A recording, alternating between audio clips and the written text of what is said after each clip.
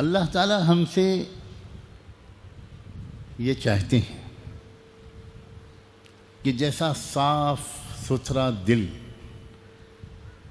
میں نے تم کو دے کر دنیا میں بھیجا، کسی انسان کے دل پر پیدائش کے وقت میں ایک بھی دھبا نہیں ہوتا۔ اللہ تعالیٰ یہ چاہتے ہیں کہ میرے بندوں اور میری بندیوں، میں یہ چاہتا ہوں تم سے کہ یہ دل نام کا جو نازک حسین آبگینہ میں نے تم کو دیا ہے، اس کو داغ دھبوں سے بچا کر ویسا ہی صاف ستھرا میرے پاس لے کر آ جانا جیسا صاف ستھرا دے کر میں نے تم کو دنیا میں بھیجا ہے، پھر میں تم کو انعام دوں گا۔ دنیا میں بھیجنے کا مقصد ہی یہ ہے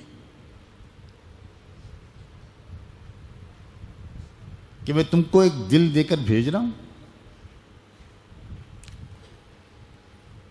اور میں بہت ترکیبیں بھی تم کو سمجھاؤں گا کہ اس دل کو صاف ستھرا رکھنا کیسے۔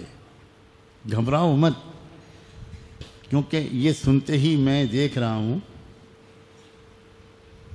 کہ سننے والوں کے اوپر ایک گھبراہٹ آ رہی ہے کہ یہ تو بڑا مشکل کام ہے۔ واقعی اس میں کوئی شک نہیں مشکل کام ہے، تو کیا آپ چاہتے ہیں کہ جنتیں بغیر مشکل کام کیے لے لیں؟ ایک ماچس تو ملے گی نہیں بغیر قیمت کے۔ جنت چاہتے ہیں ہم، جنت مہنگی ہے، اس میں کوئی شک نہیں، کوئی شک نہیں۔ الا ان سلعۃ اللہ غالیہ،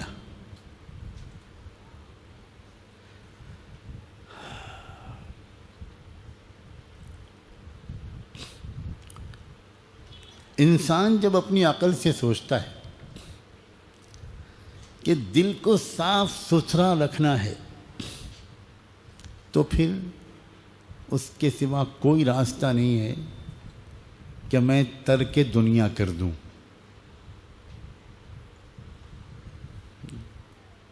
نہ گھر، نہ بیوی، نہ بچے، نہ کاروبار، نہ الجھن، نہ کچھ، کہیں دور پہاڑوں میں جا کر بس جاؤں،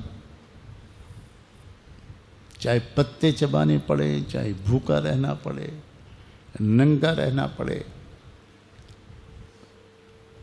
اس کے بغیر میں اپنے دل کو دھبوں سے بچا نہیں پاؤں۔ جب عام انسان اپنی عام عقل سے اپنے دل کو ہر داغ دھبے سے بچا کر زندگی گزارنے کا کوئی طریقہ سوچتا ہے تو اس کی سمجھ میں سنیاس اور رہبانیت کے سوا کوئی راستہ نہیں آتا۔ یہ تو دنیا میں لوگ سنیاس لیتے ہیں مختلف قوموں میں، یہ کوئی برے مقصد سے نہیں لیتے، ان کے اندر ایک بہت اچھا جذبہ جاگتا ہے، اور وہ یہ کہ میں اپنی روح کو، اپنی آتما کو شدھ رکھوں، اپنے دل کو بالکل پاک صاف رکھوں، اور یہ ہو ہی نہیں سکتا اس کے بغیر کہ میں سب دنیا کے جھمیلوں سے دور کہیں اکیلا جا کر جیوں اور مر جاؤں۔ یہی ایک راستہ ہے۔ اسی کو عربی میں رہبانیت کہتے ہیں، اور اسی کو ہمارے ملک کی زبان میں سنیاس کہتے ہیں۔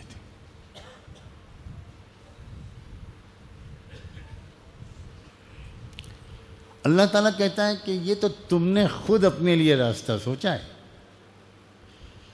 وَرَهْبَانِيَّةً ابْتَدَعُوهَا مَا كَتَبْنَاهَا عَلَيْهِمْ، ہم نے تمہارے دل کے چمکنے کے لیے یہ راستہ تجویز نہیں کیا تھا، تم نے خود سوچا ہے۔ اور یہ واقعی انسان جب اپنی عقل سے سوچتا ہے تو یہی اس کی سمجھ میں آتا ہے۔ یہ بالکل صحیح بات ہے۔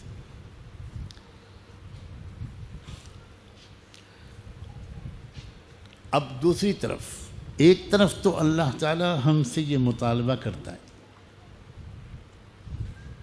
کہ ایک بھی دھبا لے کر میرے پاس واپس مت آنا، اور جب انسان اس کے جواب میں اللہ سے یہ کہتا ہے کہ اگر یہ بات ہے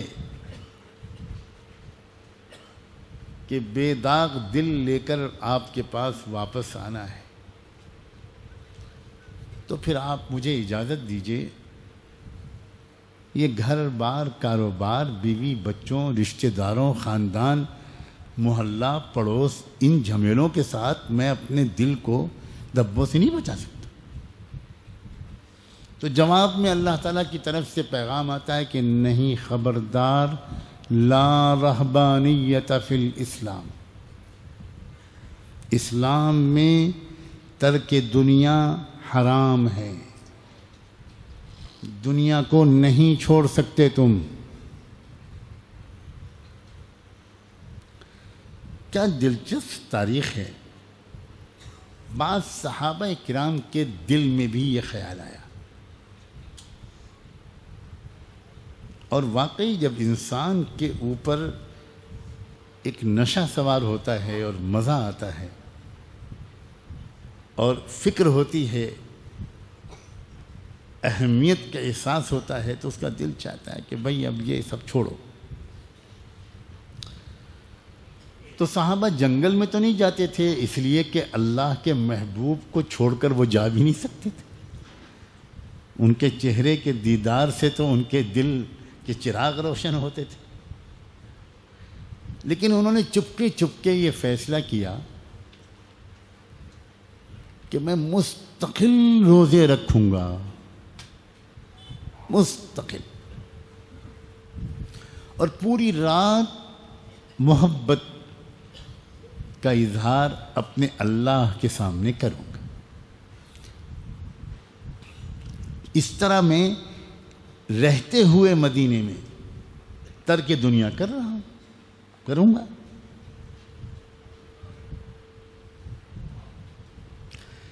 حضور پاک صلی اللہ علیہ وآلہ وسلم تک اس کی خبر پہنچی۔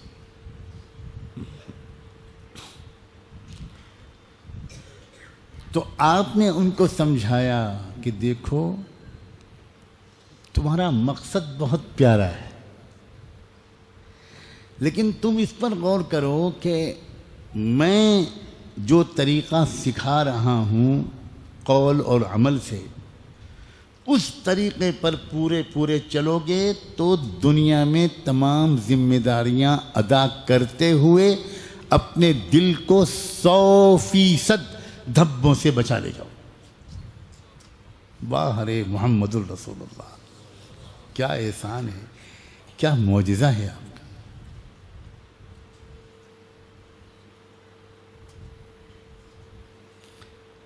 آپ نے ایک مثال دی ایک موقع پر کہ یہ بتاؤ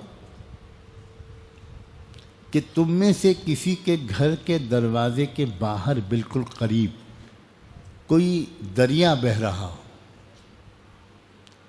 اور تم دن میں 5 بار اس میں نہاؤ تو تمہارے بدن پر کوئی میل کچیل باقی رہے گا؟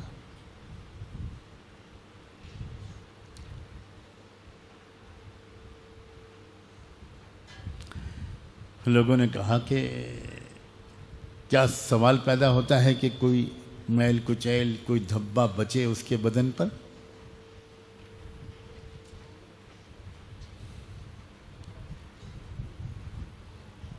تب آپ نے فرمایا کہ جو 5 نمازیں تم کو دی گئی ہیں نا، یہ تمہارے دلوں پر بار بار لگنے والے دھبوں کو دھونے کے لیے۔ بے شک میں جانتا ہوں کہ تم جب دنیا میں مشغول رہو گے تو کبھی غصہ بھی آئے گا، کبھی کچھ زبان سے کچھ غلط بات بھی نکل جائے گی، کبھی آنکھ کچھ غلط دیکھ لے گی، کبھی کچھ خیال غلط آ جائے گا، اس کا دھبا پڑے گا، لگے گا تمہارے دل پر۔ لیکن پھر تم اس کے بعد جو نماز پڑھ لو گے تو ان الحسنات یذہبن السیئات، وہ دھبا تمہارے دل سے دھل جائے گا۔ واہ رسول اللہ صلی اللہ علیہ وسلم۔ ہم بہت بڑا ظلم اپنے اوپر کر رہے ہیں کہ اپنی نماز کو بہتر نہیں بنا رہے، بڑی بھول ہم سے ہو رہی۔ یہ نماز کے باہر کے جو ذکر بتائے جاتے ہیں، چاہے وہ مراقبہ ہو، چاہے وہ تسبیحات ہوں، یہ اصل میں نماز کو بہتر بنانے کے لیے بتائے گا۔